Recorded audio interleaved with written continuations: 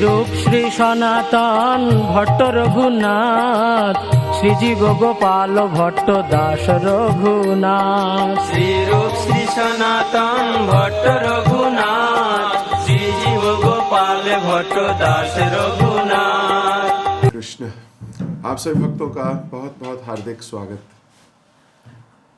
तो छठ गोस्वामी सीरीज में हम लोग सनातन गोस्वामी जी के विषय में चर्चा कर चुके, उनके जीवन से कई ऐसे बिंदु ले चुके जिससे हमारे जीवन का कल्याण हो सकता है।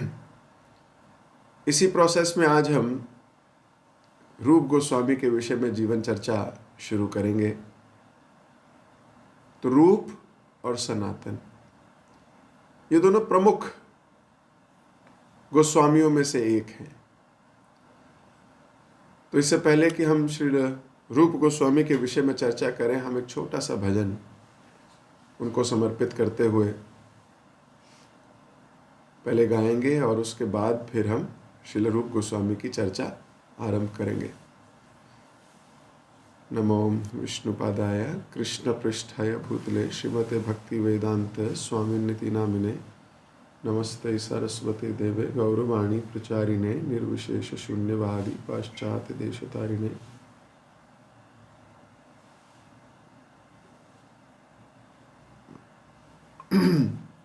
तो ये भजन है श्री रूप मंजरी पद से मोरा संपद। नरोत्तम दास ठाकुर का लिखा हुआ ये भजन है, रूप गोस्वामी के चरणों की वंदना करता हुआ। श्री रूप मंजरी पद से मोरा संपद। श्री रूप मंजरी पद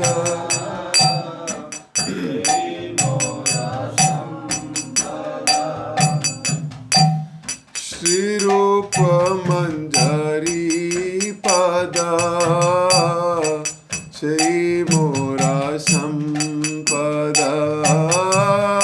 श्री रूप मंजरी पद श्री मोरा संपद।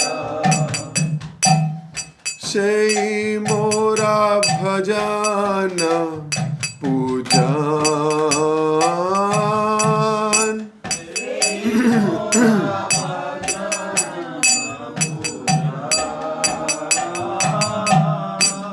श्री मोरा भजन पूजा।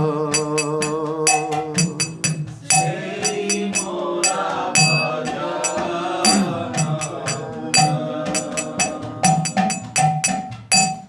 श्री मोरा प्राण धन श्री मोरा आभरण श्री मोरा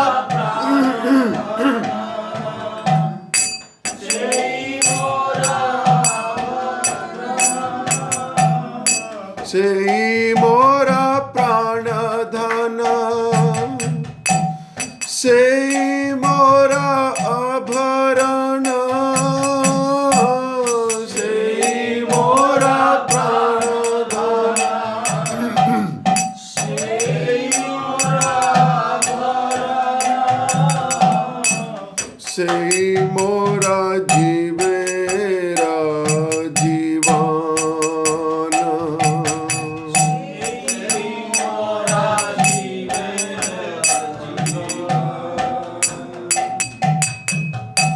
श्री रूप मंजरी पद श्री मोरा संपद। श्री रूप मंजरी पद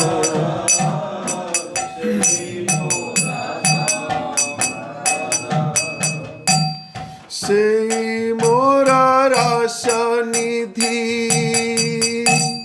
श्री मोरा वंश सिद्धि श्री मोरा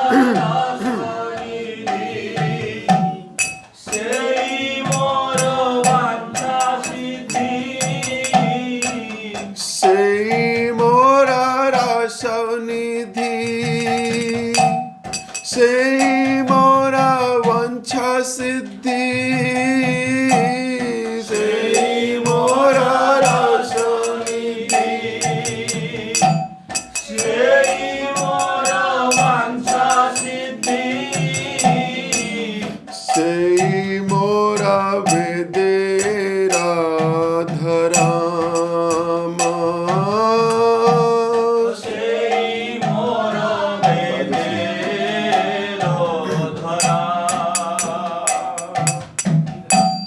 sei brata sei tapa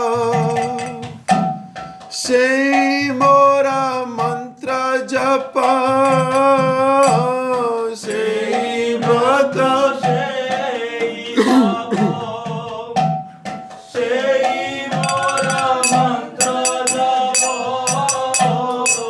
sei brata sei tapa sei mora mantra japa sei brata sei tapa sei mora mantra japa sei mora dharma karama sei mora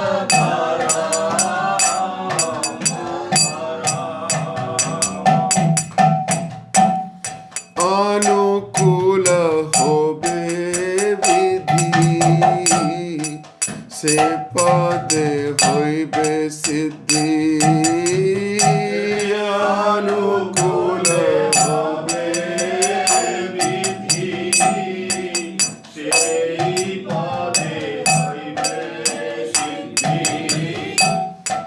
अनुकूल होबे विधि से पदे होइबे सिद्धि अनुकूल होबे विधि से पदे होइबे सिद्धि निराखिबो ई दुई नयना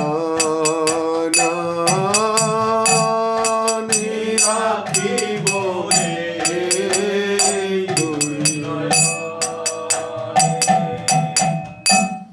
से रूप मधुरी राशि प्रण कुवलय शशि से रूप मधुरी राशि प्रण कुवलय शशि से रूप मधुरी राशि प्राण कुवलय शशि रूप मधुरी राशि प्राण कुवलय शशि प्रफुल्लित हुई वृषदीना प्रफुल्लित होइबे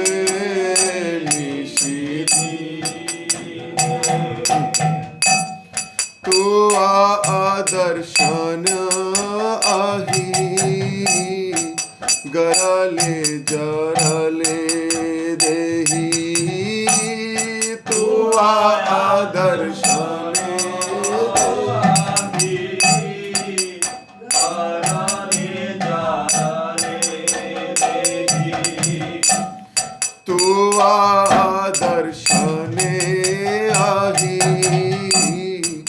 गरले जरले देही तू आदर्शने आही गरले जरले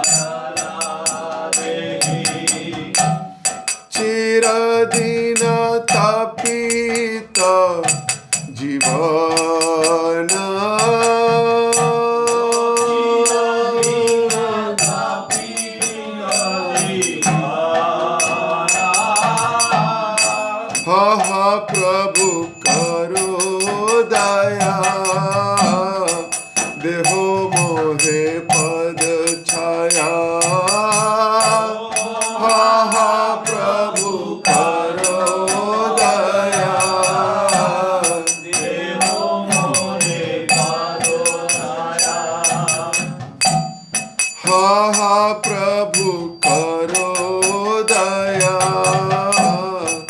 देहो मोरे पद छाया। महाप्रभु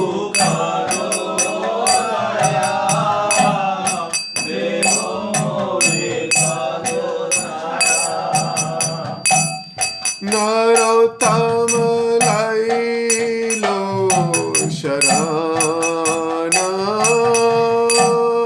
नरोत्तम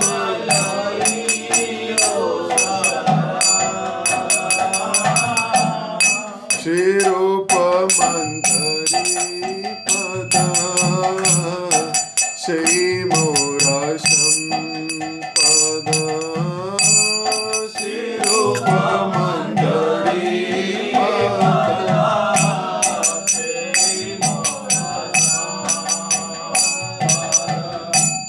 श्री रूप मंथरी पद, श्री मोरा संपद, श्री रूप मंथरी पद, श्री मोरा श्री रूप गोस्वामी पाद की जय। हरे कृष्ण। आप सभी भक्तों का एक बार फिर से बहुत बहुत हार्दिक अभिनंदन, स्वागत, और आप सभी को मेरा दंडवत या सादर प्रणाम। तो छठ गोस्वामी श्रृंखला जारी है। छठ गोस्वामी में हमने सबसे प्रमुख, सबसे बड़े उम्र में भी श्रीपाद सनातन गोस्वामी जी के जीवन चरित्र को पिछली कुछ क्लासेस में सुना पढ़ा। आज हम इन्हीं छठ गोस्वामियों में से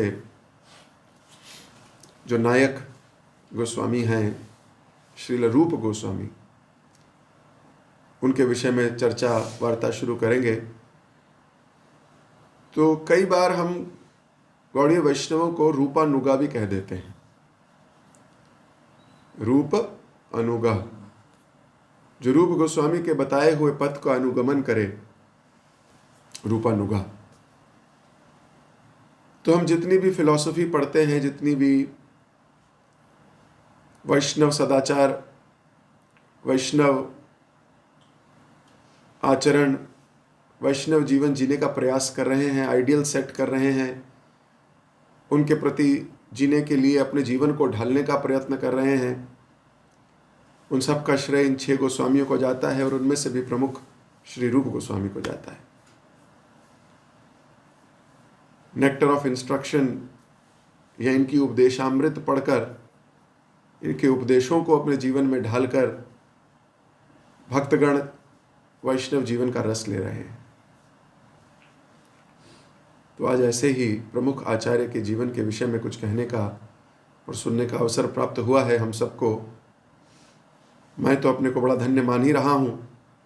मुझे विश्वास है आप भी उसी मूड से, उसी भाव से आज यहाँ विराजमान हैं श्रीपाद रूप गोस्वामी के विषय में जीवन चर्चा करने के लिए।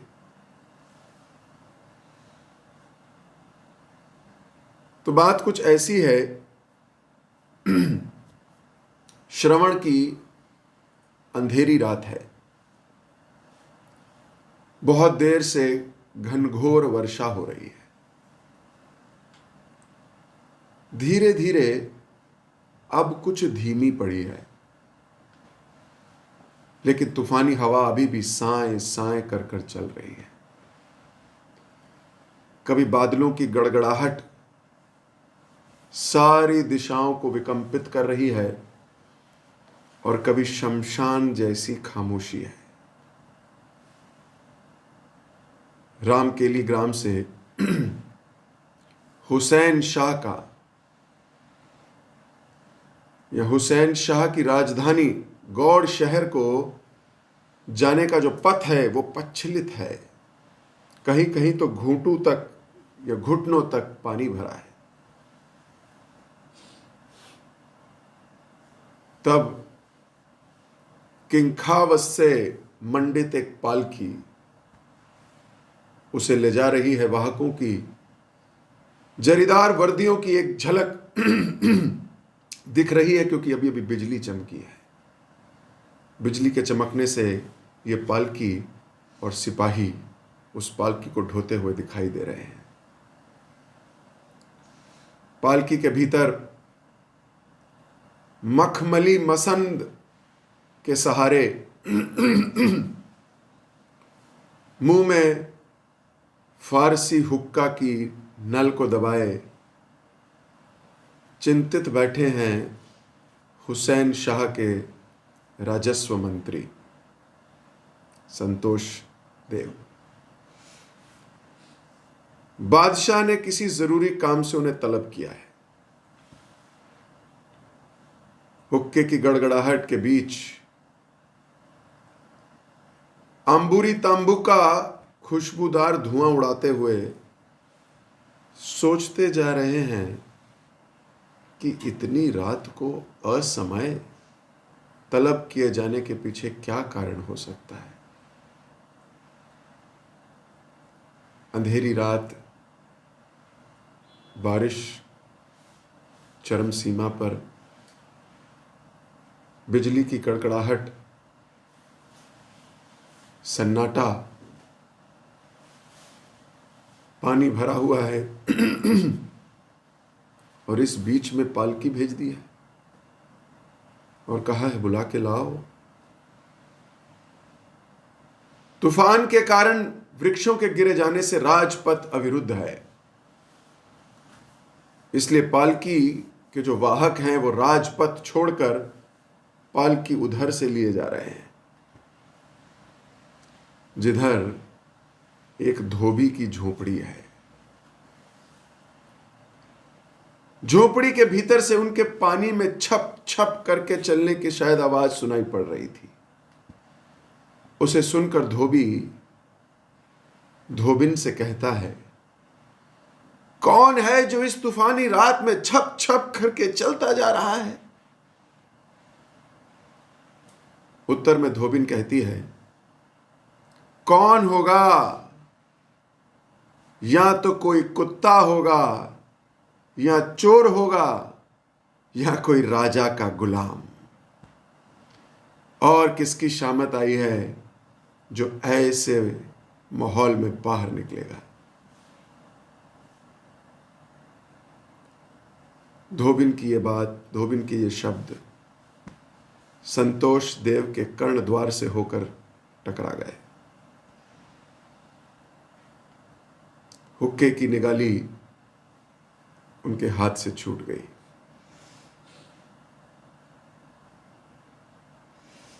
मसनद का सहारा छोड़ वे तन कर बैठ गए।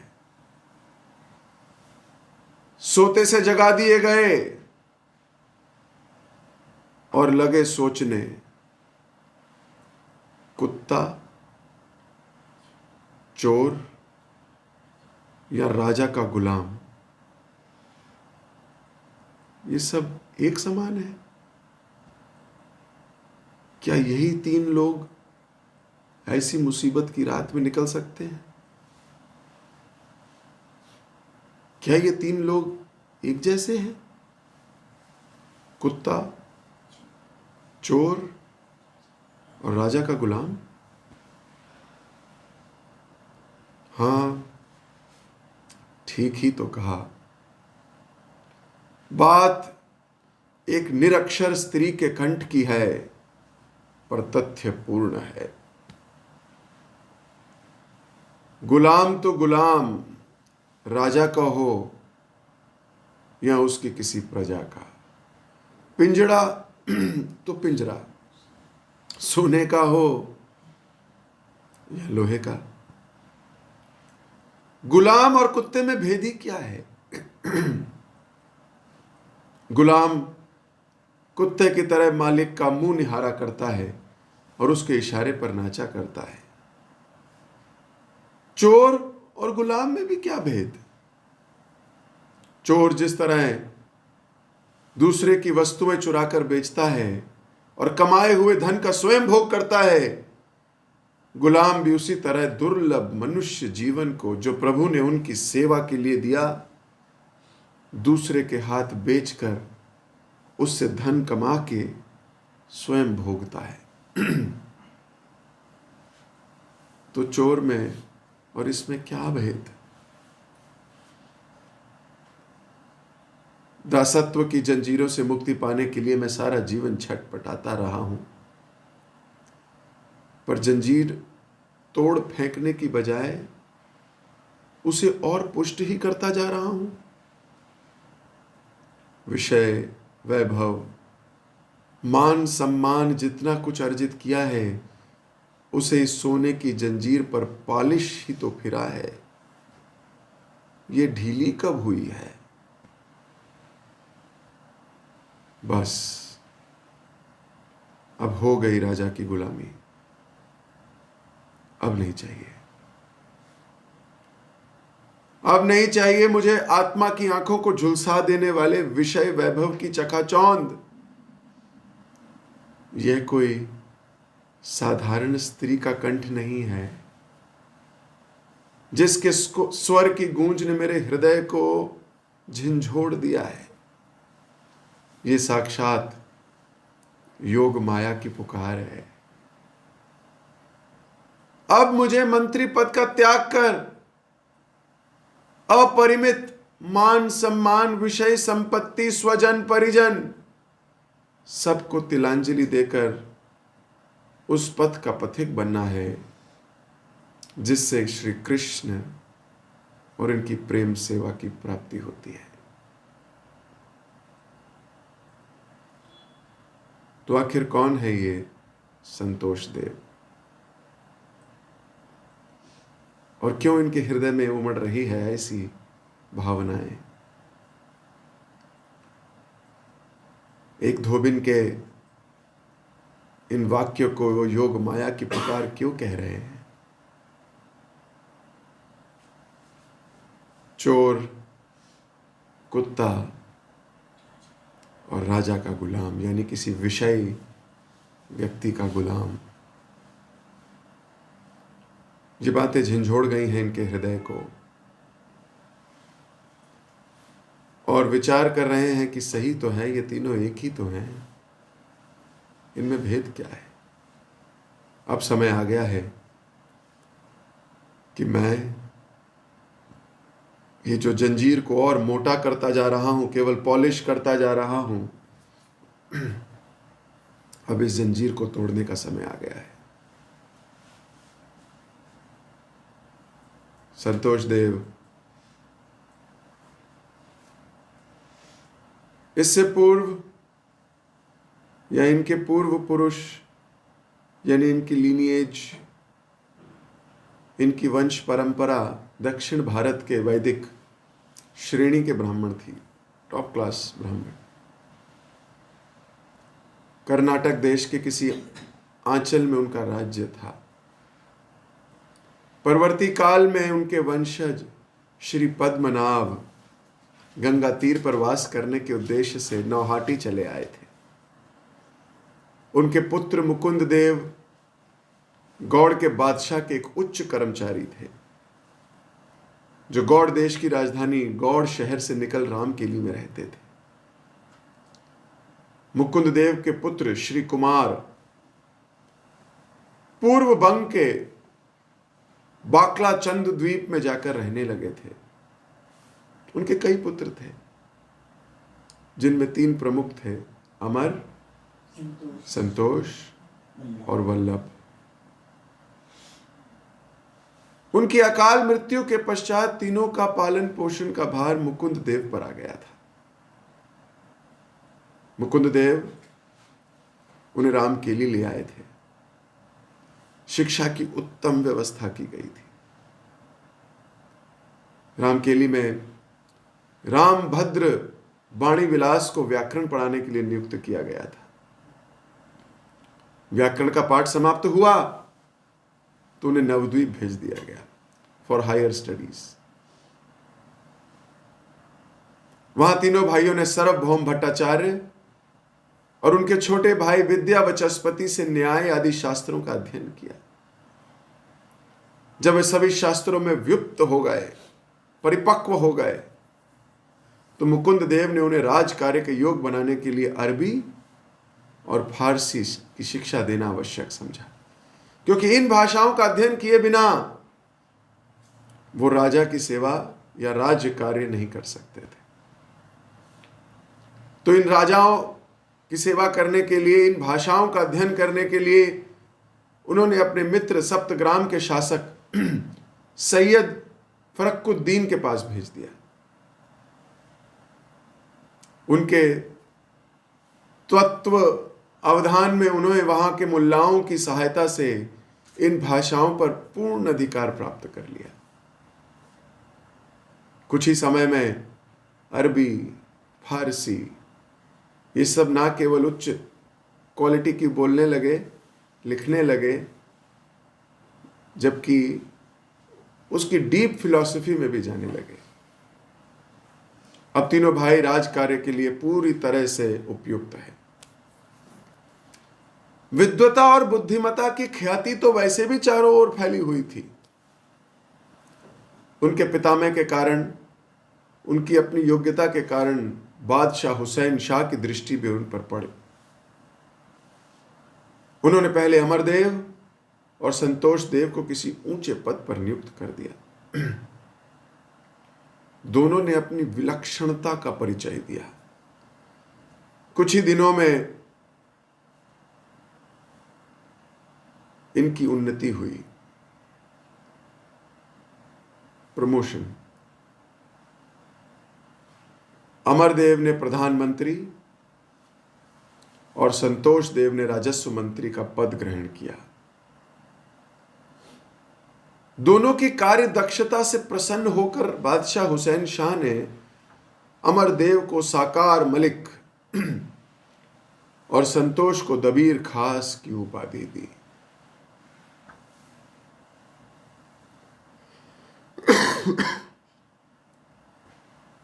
राजकार्य करते समय संतोष अमरदेव की तरह मुसलमानी पोशाक पहनते, मुसलमानी तौर तरीके, अदब कायदे का पालन करने लगे और फारसी भाषा बोलने लगे। उन्हें देखकर किसी को यह अनुमान लगाना बेहद कठिन था कि वह हिंदू हैं या मुसलमान। पर जब वे रामकेली में अपने घर में होते तो वह वैष्णव उचित सदाचार का पालन करते।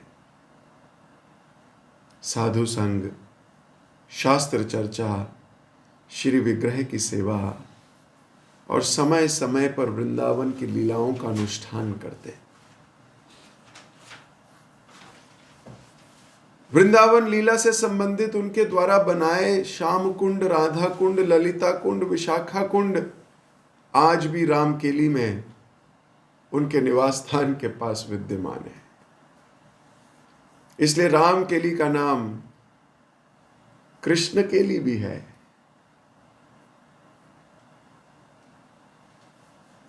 तो जितना ऑफिस में ये फारसी, अरबी और मुसलमानियत के कपड़े पहनना वही अदब, वैसे ही घर में आते धर्मनिष्ठ उच्च कोटि वैष्णव। कभी कभी इस रास्ते से होकर गुजरना पड़ता है। ऑफिशियल और अपना स्वयं का घर, अपनों में कभी कभी आचरण दोगुला लगता है, लेकिन एक है आपकी रियल आइडेंटिटी और एक है वो आइडेंटिटी जो कार्य क्षेत्र में जरूरत है।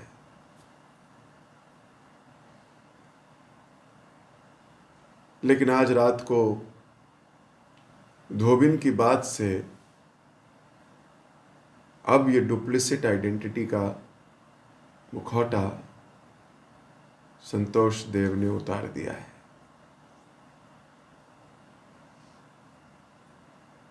विषय और विधर्मी राजा की सेवा करते हुए संतोष देव का इस प्रकार से निरंतर नियमित रूप से सेवा, पूजा, अर्चना, ध्यान आदि में लगे रहना दुष्कर था।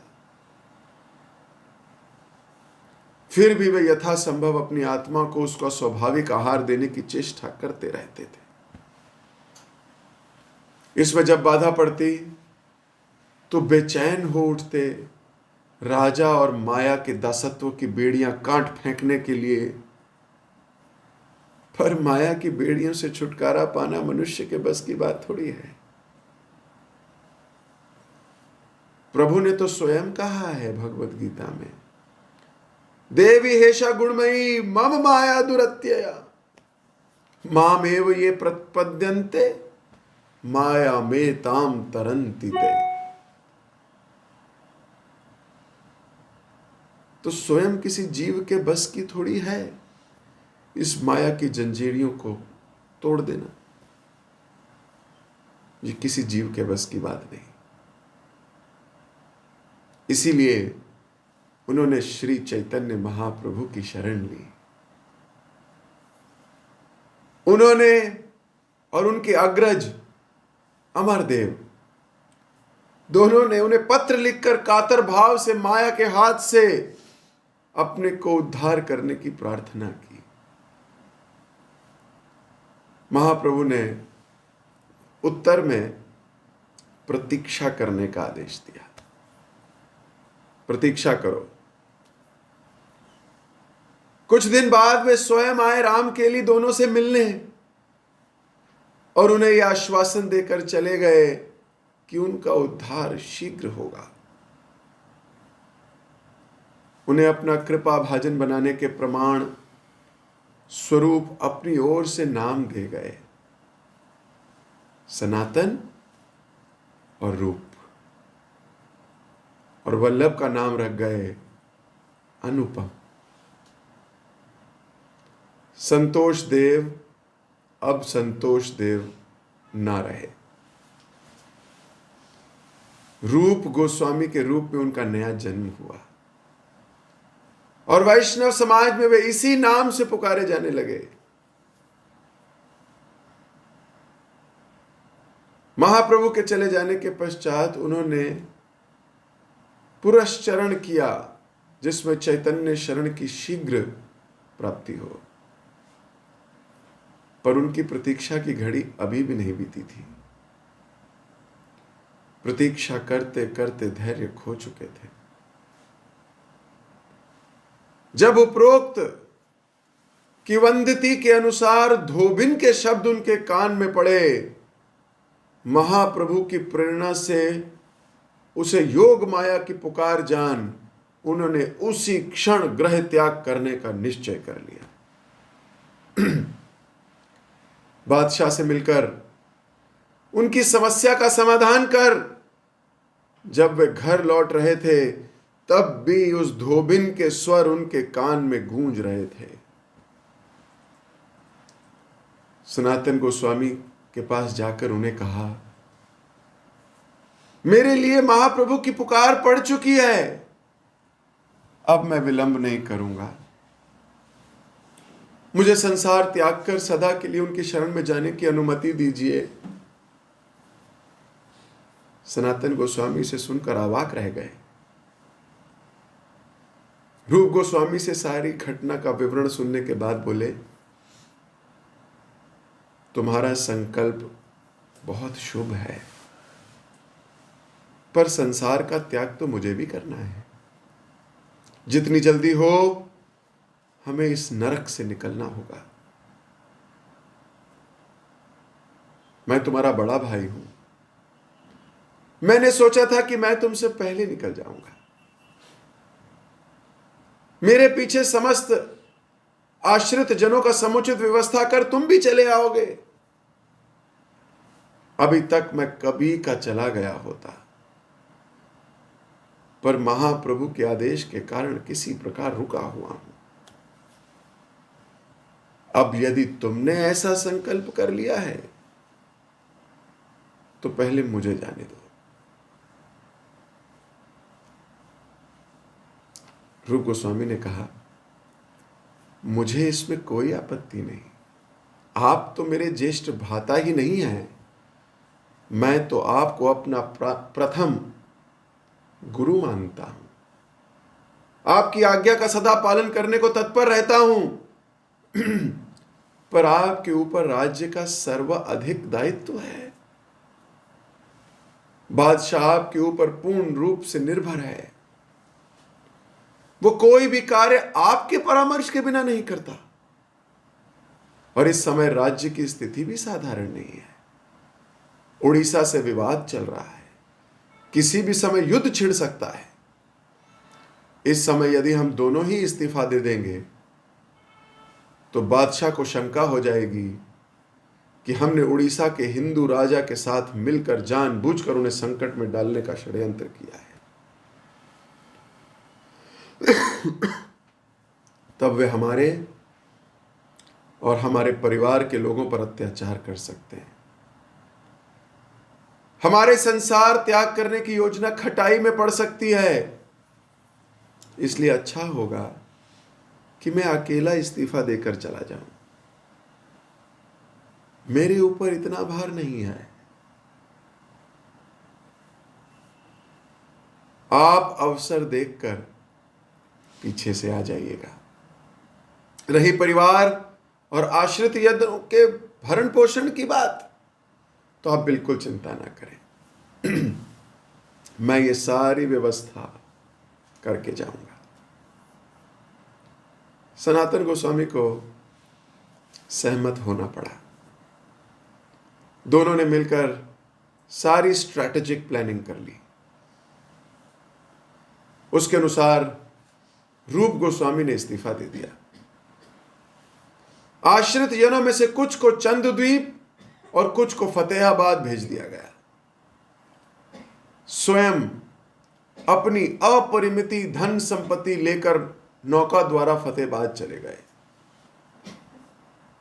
वो धन उन्होंने अपने आश्रित जनों, ब्राह्मण वैष्णवों में बांटकर उसका 1/4 भाग आवश्यकता पड़ने पर राजदंड आदि के विश्वस्त लोगों के पास और 10,000 रुपए एक बड़िक के पास जमा करा दिए। सोचिए, ये 16वीं शताब्दी की बात कर रही जा रही है और उस जमाने में 10,000 रुपए और सोने की कई बोरियां। 10,000 रुपए तो आज की डेट में भी मायने रखते हैं।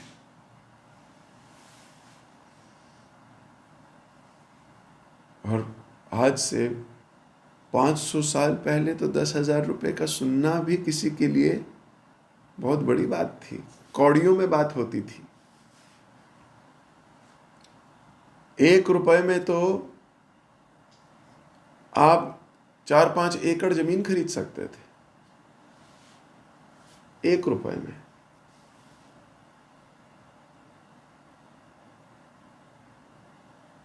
और उस जमाने में किसी के पास 10,000 रुपए ऐसे ही पड़े हों, ये भी 1/4 में भी नहीं आ रहे, ये तो ऐसे ही रख गए।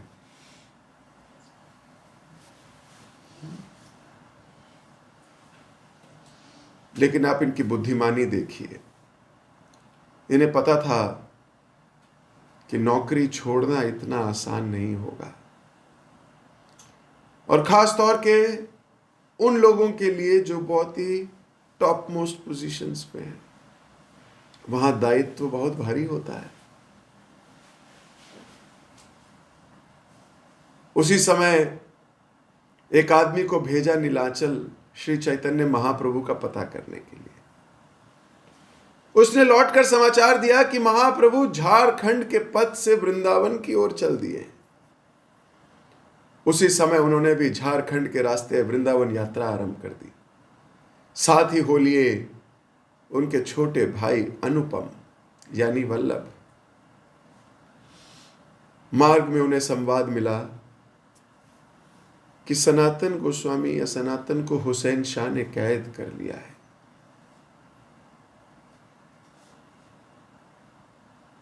उसी समय उन्होंने एक गोपनीय पत्र लिखा, कोडेड इनक्रिप्टेड मैसेज,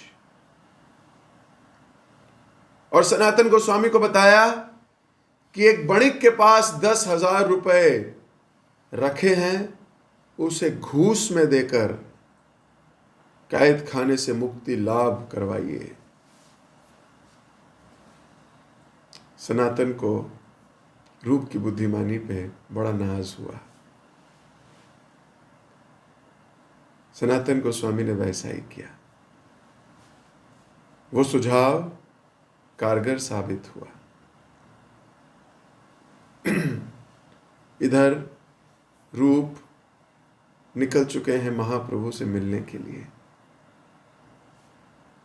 रास्ता कठिन है, लेकिन जिसको सुध लगी हो, जिसका लक्ष्य क्लियर हो, वो मार्ग की कठिनाइयों से भला कब डरता है। मार्ग की कठिनाइयों से डरन तो आम आदमी की है। जिस व्यक्ति को किसी से मिलने की आस और तलब और लालसा इतनी परिपक्व अवस्था में हो, उसे संसारी बंधन, संसारी ऑब्स्टेकल्स, डिस्ट्रैक्शंस क्या डिस्ट्रैक्ट करेंगी।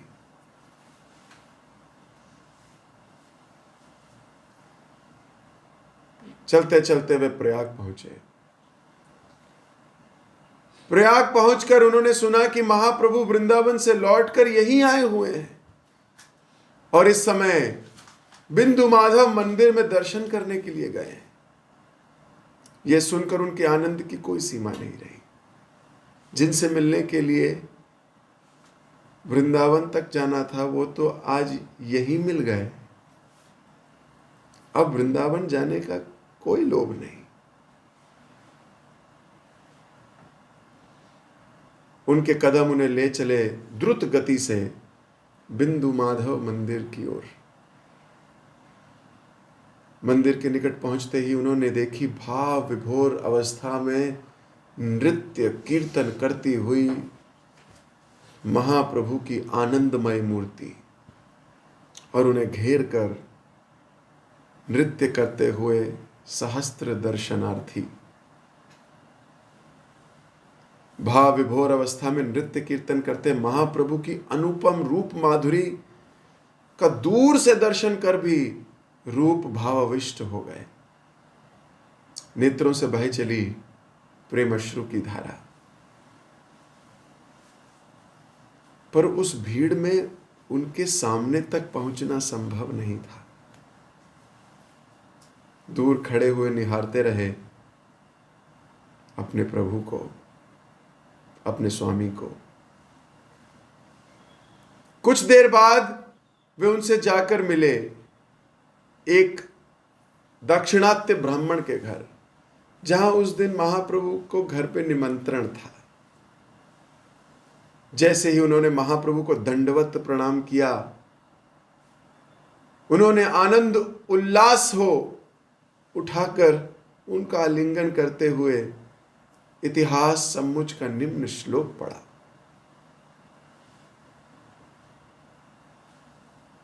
महाप्रभु पढ़ने लगे,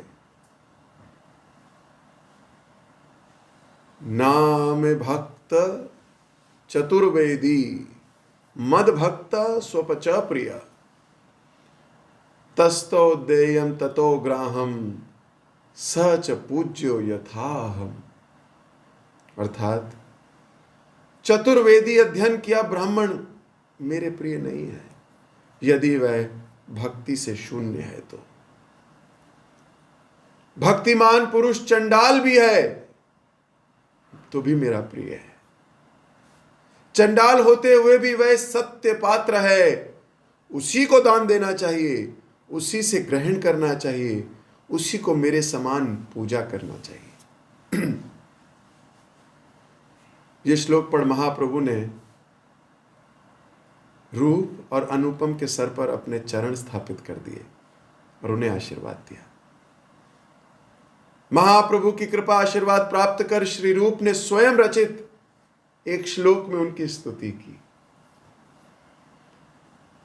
यह श्लोक वो है जो आप और मैं रोज गाते हैं। पर ये श्लोक पहली बार रूप गोस्वामी ने महाप्रभु की स्तुति में गाया था। नमो महावधन्याय कृष्ण प्रेम प्रदायते कृष्णाय कृष्ण चैतन्य नामने गौरत्विषे नमः। महावधन्याय कृष्ण प्रेम प्रदाता, कृष्ण स्वरूप, कृष्ण चैतन्य नामा गौरांग रूपधारी प्रभु, मैं आपको नमस्कार करता हूं। महाप्रभु ने कहा, आहा, कृष्ण की कैसी कृपा है तुम्हारे ऊपर, जो भवकूप से तुम्हारा उद्धार कर दिया। तुम दोनों कितने भाग्यशाली हो। तब रूप को निकट बिठाकर उन्होंने सनातन का समाचार पूछा।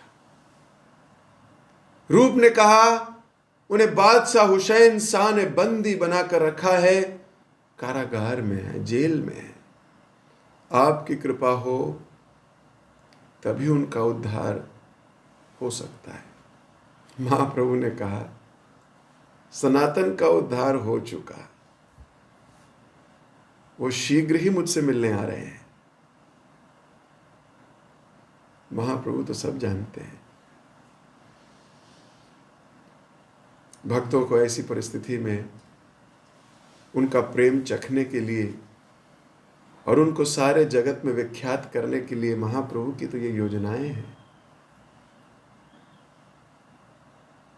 उस दिन रूप और अनुपम ने उस दाक्षिणात्य ब्राह्मण के घर पर ही अवस्थान किया।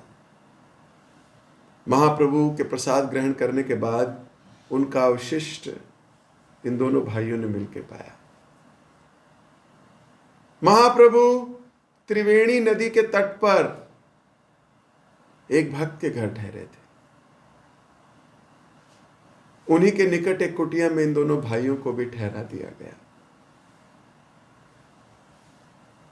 उस समय त्रिवेणी से कुछ दूर अडौल ग्राम में श्रीपाद वल्लभ आचार्य रहते थे। महाप्रभु के शुभ आगमन के विषय में सुनकर वे उन्हें सपार्षद निमंत्रण करने आए। वे रूप की दिव्य कांति और उनके भावावेश को देखकर मुग्ध हो गए। महाप्रभु ने जब उनका और अनुपम का परिचय दिया तो उन्हें प्रेम से आलिंगन करने को अग्रसर हो गए।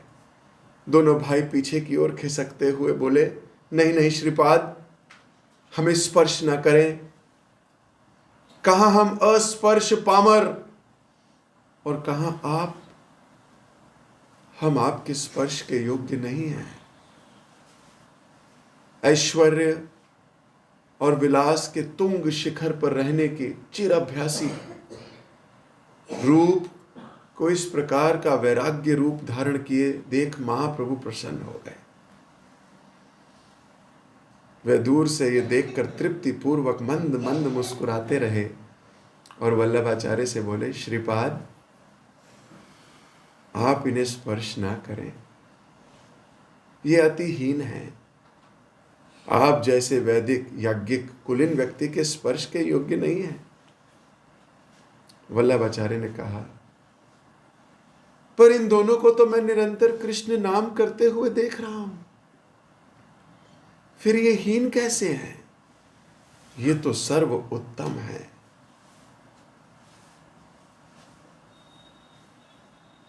अहो बत स्वपचोक इति गरियान यज्जिताग्रे वर्तते नाम तुभ्यम ते पुस्त पस्ते जहुबु सस्रणाय ब्राह्मणु चूर्णाम गृणंति ये ते।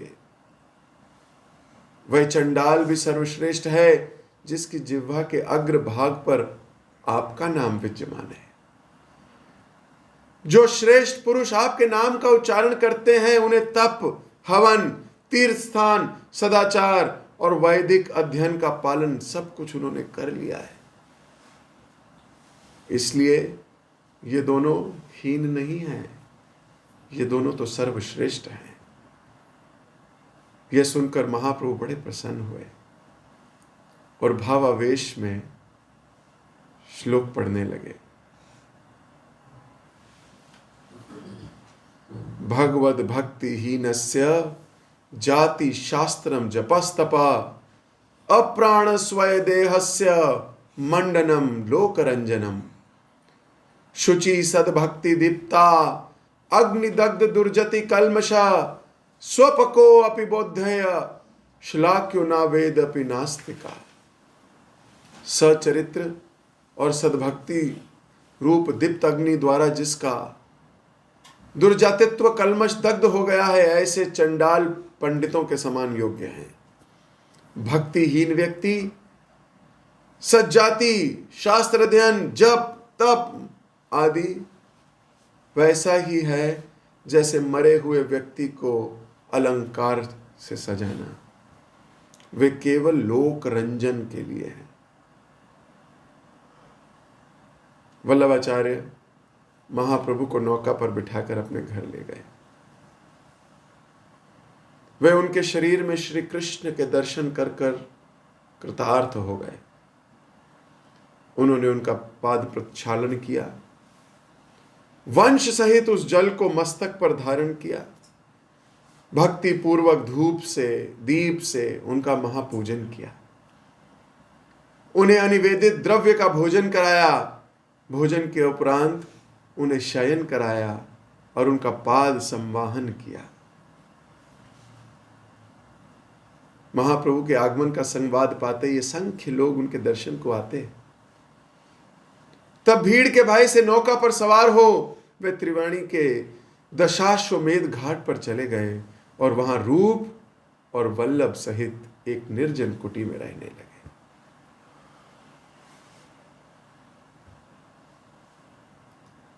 तो अभी रूप गोस्वामी और वल्लभ अनुपम ये दोनों महाप्रभु के पास आ गए हैं और महाप्रभु के पास आके रहने लगे हैं और महाप्रभु की दिव्य लीलाओं को अपनी आंखों से देख रहे हैं। छूट गए हैं विषय जीवन से,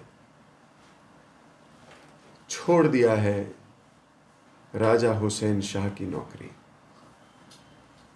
इच्छा तो बहुत काल से थी, बूंद बूंद करके ये इच्छा बढ़ रही थी। आज धोबिन ने उनकी इस इच्छा अग्नि में जैसे घी डाल दिया हो। अब ये छोटी सी लौ नहीं रही, अब ये धधकती हुई अग्नि बन चुकी है। छोड़ आए हैं। इंसान कितनी जिम्मेदारियों से बंधा रहता है या कितनी जिम्मेदारियां बनाता रहता है। जिम्मेदारी बढ़ाने का कार्य करता रहता है, वास्तविकता से दूर, ये सोचे बिना कि उसके जीवन का लक्ष्य कृष्ण प्राप्ति है।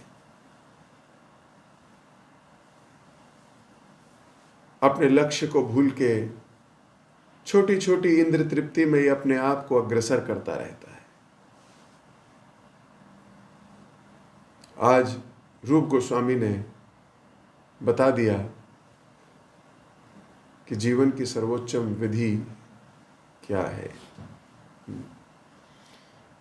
अनुकूल होबे विधि से पदे होइबे सिद्धि। अनुकूल विधि क्या है? तो रूप गोस्वामी के चरणों में बारंबार प्रार्थना करता हुआ, उन्हें बारंबार प्रणाम करता हुआ मैं अपनी वाणी को यहीं विराम दे रहा हूं।